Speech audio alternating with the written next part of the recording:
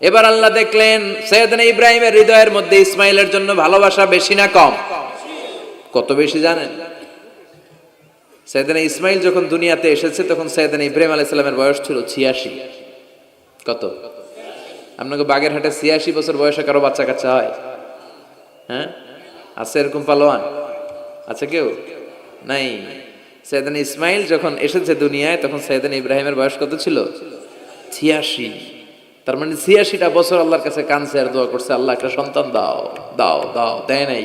86 বছর বয়সে যে যেই সন্তানটা দিল ওই সন্তানের প্রতি মায়া, দরদ, মোহব্বত, ভালোবাসা বেশি না কম? আল্লাহ দেখতে চাইলেন ওই ছেলের জন্য মায়া বেশি নাকি আল্লাহর জন্য বেশি। আল্লাহ ডেকে বললেন, ইব্রাহিম দেখি হৃদয়ে কার জন্য দরদ আর ভালোবাসাটা বেশি। যাও আমার সন্তুষ্টির জন্য 86 বছর বয়সে পাওয়া কলিজার টুকরা দুধের বাচ্চা ইসমাইলকে জবাই করে আমার খুশি অর্জন করো। জবাই করো, স্যাক্রিফাইস করো, আমার জন্য উৎসর্গ করো। এরপর ওনার ছেলের সাথে কি বললেন আছে না নাই? ফালাম্মা বালাগা মাআহু সা'য়া ক্বালা ইয়া বুনাইয়া ইন্নী আরা ফিল মানামি আন্নী আযবাহুক ফানজুর মাযা তারা। দুধের বাচ্চা ছোট্ট ইসমাইল ডেকে বলে, ও ইসমাইল আমি স্বপ্নে দেখেছি আমি তোমারে জবাই করছি, এখন কি করব? সুবহানাল্লাহ। আমার আব্বা যদি আমার কইতো, আপনার বাবা যদি বলতো, আব্বা তোরে তো দেখছি স্বপ্নে জবাই করি, আমরা কইতাম আব্বা আমার দেখেন না, আমার বড়টারে দেখছেন। কথা কন। আমরা বলতাম ছোটটারে দেখছেন, ওইটারে জবাই করেন, মাইজ্জাডারে করেন, বড়ডারে করেন, আই ন আই হাইতান ন। সুবহানাল্লাহ কইবেন না? কি বাবা, কি ছেলে। ইন্নী আরা ফিল মানামি আন্নী আযবাহুক ফানজুর মাযা তারা। ইসমাইল স্বপ্নে দেখেছি তোমারে জবাই করতেছি, কি করব কও? সাইয়েদনা ইব্রাহিম এই প্রশ্ন করার পরে সাইয়েদনা ইসমাইল বললেন, ক্বালা ইয়া আবাতি ফাআল মা তুমার। বাবা আপনি স্বপ্নে যা দেখেছেন ঠিক তাই করেন, যা দেখেছেন তাই করেন। আমগো পোলা গুলাও পোলা, ওনার পোলাও পোলা। সাতাজিদুনি ইনশাআল্লাহু মিনাস সাবিরিন। আব্বা আমি তো ডরাই না, আপনি ডরায়েন না। আমি ভয় পাই নাই, আমি ভয় আছে, আপনি ভয় পান কিনা? আল্লাহু আকবার। কি ছেলে দিয়েছিল আল্লাহ তারে। ইফআল মা তুমার সাতাজিদুনি ইনশাআল্লাহু মিনাস সাবিরিন। ও বাবা আপনি ভয় পায়েন না, ইনশাআল্লাহ আপনি আমারে ধৈর্যশীল দেখতে পাবেন, আপনি আমারে ধৈর্যশীল দেখতে পাবেন। তাহলে ছেলের সাথে কি কথা হয়েছে কোরআনে আছে না নাই?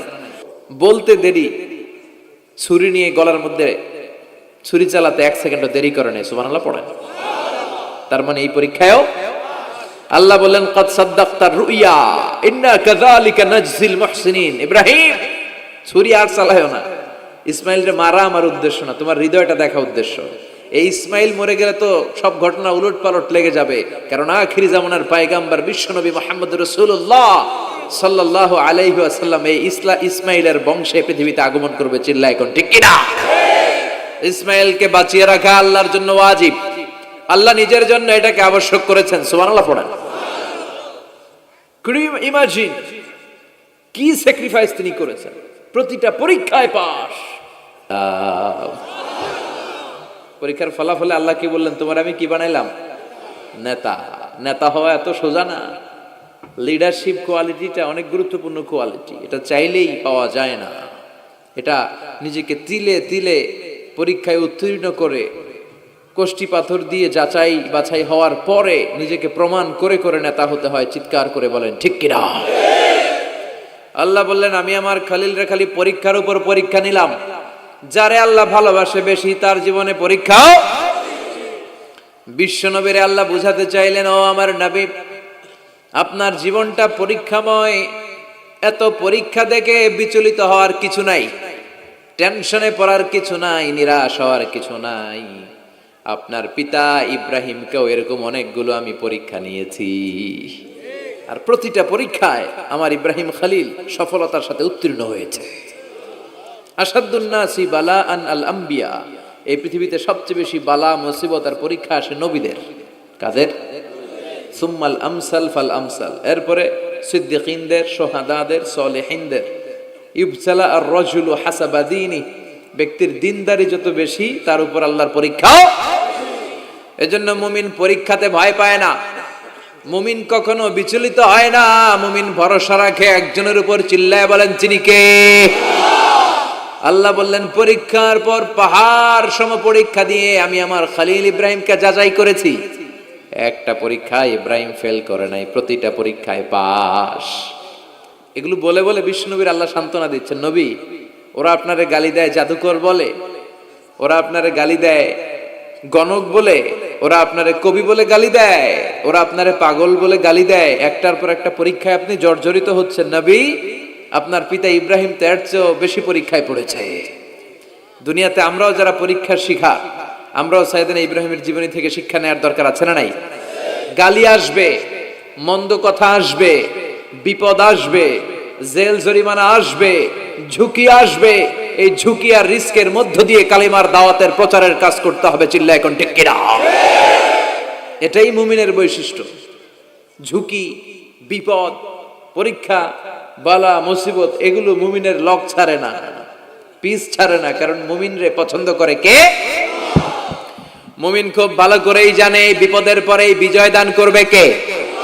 রাত্রি যত গভীর হয় সুবহে সাদেকের সময় কাছে আসতে থাকে, গর্ভবতী নারীর পেটের ব্যথা যত বাড়তে থাকে, নতুন মেহমান দুনিয়ায় আসার সময় ঘনাতে থাকে, তেমনি ইসলামের পক্ষে যারা কথা বলে তাদের উপর বিপদ, ঝুঁকি, অত্যাচার, অনাচার যত বাড়তে থাকে, কালেমার বিজয়ের সময়টাও কাছে আসতে থাকে,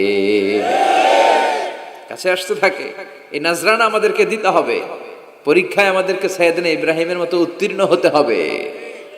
জালিমরা বেশি দিন থাকতে পারে না, এটা ইতিহাস সাক্ষী। কথা বলেন?